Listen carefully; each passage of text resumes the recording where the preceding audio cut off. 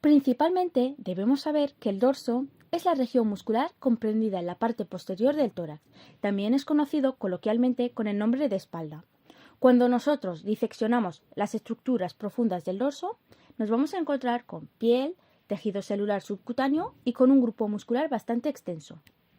Los músculos de la espalda o del dorso son un grupo de músculos muy fuertes y pareados, es decir, muy unidos, que se ubican en el aspecto posterior del tronco. Proporcionan movimiento a la columna, estabilidad al tronco, así como coordinación entre los movimientos de las extremidades y el tronco. Los músculos del dorso se dividen funcionalmente en tres grupos: superficiales, intermedios y profundos. Los músculos superficiales se sitúan superficialmente, controlan movimientos de los miembros superiores, actuando en general sobre las escápulas. En segundo lugar, tenemos los músculos intermedios, justo profundos al plano superficial. Son músculos accesorios de la respiración y tienen inserción en las costillas. Y en último lugar, tenemos los músculos profundos o intrínsecos. Están por debajo del plano intermedio. Participan en el movimiento de la cabeza y del cuello o en el control postural de la columna vertebral. Están compuestos por una capa superficial, una capa intermedia y una capa profunda. Sostienen de la columna vertebral, permiten movimientos de la columna vertebral y están inervados por ramos posteriores de nervios espinales. Empezamos con el primer grupo, que son los músculos superficiales, donde encontramos el trapecio. Este músculo y el esternocleidomastoideo son los dos únicos músculos inervados por el nervio accesorio undécimo. Su origen va de la línea nucal superior, de la protuberancia occipital externa, ligamento nucal y apófisis espinosa, desde la C7 a la T12. Inserción: va al tercio lateral de la clavícula, acromion y espina de la escápula. Se inerva por el nervio accesorio undécimo y por las ramas del plexo cervical, C3 y C4. Sus acciones principales o funciones son elevar, retraer y rotar el dorsal ancho, que se origina en la apófisis espinosa de T7 a la L5, es decir, de la vértebra torácica 7 a la vértebra lumbar 5, por el sacro, fascia toracolumbar, cresta ilíaca y por las tres últimas costillas. Su inserción va al borde medial de la escápula, o como conocido, corredera bicipital. Se inerva por las ramas del plexo braquial, específicamente por el nervio toracodorsal, de la C6 a la C8, y sus acciones principales es extender, aducir y rotar medialmente el húmero. En el segundo grupo encontramos los músculos intermedios, donde tenemos el elevador de la escápula, que se origina en las apófisis transversas de la cervical 1 a la cervical 4. Su inserción va al borde medial de la escápula y se inerva por el nervio dorsal de la escápula, de la C3 a la C4.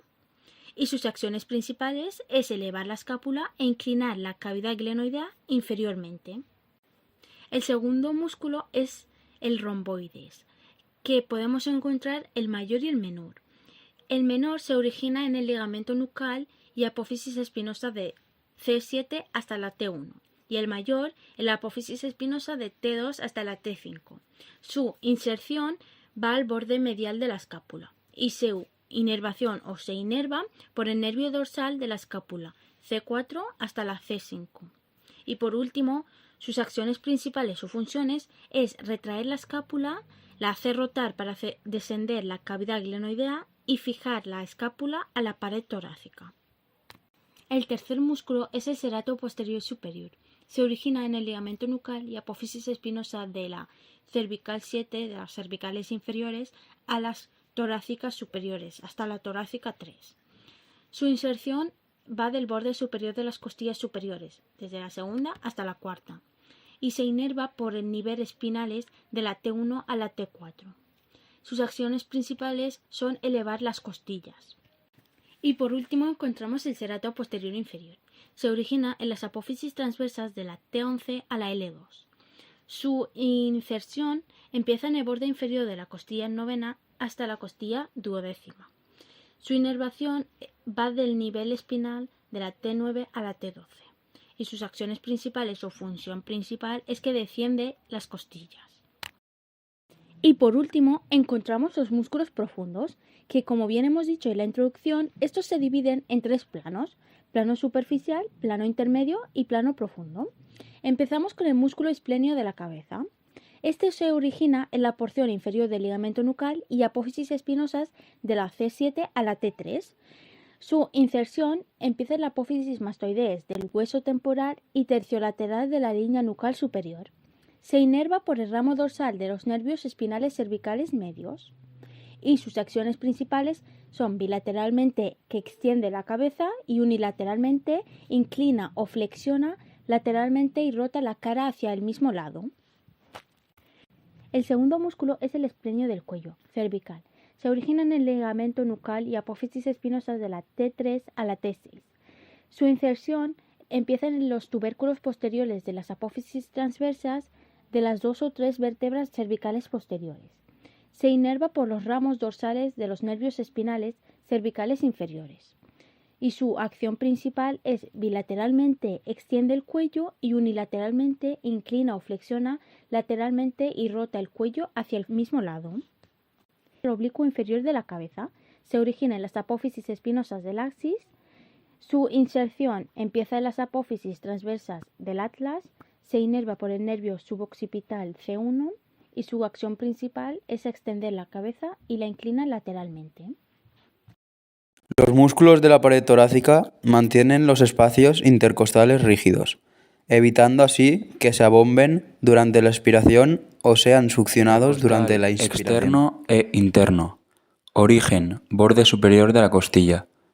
Inserción, borde superior de la costilla. Inervación, nervio intercostal. Acciones principales del intercostal externo: elevar las costillas. Y acciones principales del intercostal interno: elevar y descender las costillas. Intercostal íntimo. Origen, borde superior de la costilla situada inferiormente. Inserción, borde inferior de la costilla. Inervación, nervio intercostal. Acciones principales: actúa de forma similar a los intercostales internos. Transverso de tórax. Origen, cara interna de los cartílagos costales 2 al 6.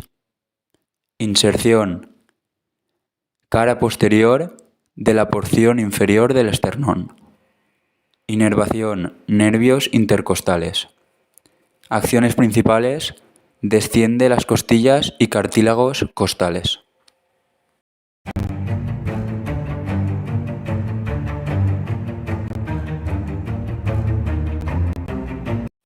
La escoliosis dorsal sucede cuando el tórax pierde su cifosis fisiológica por la acción del dorsal largo y los espinosos, provocando la reacción de las fibras horizontales del dorsal ancho, que al retraerse rotan las vértebras dorsales desde la izquierda y generan una curvatura dorsal derecha.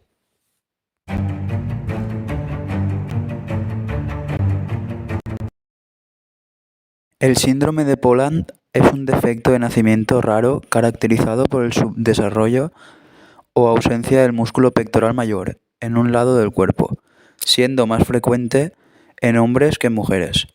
En el caso de las mujeres, afecta al desarrollo de la mama.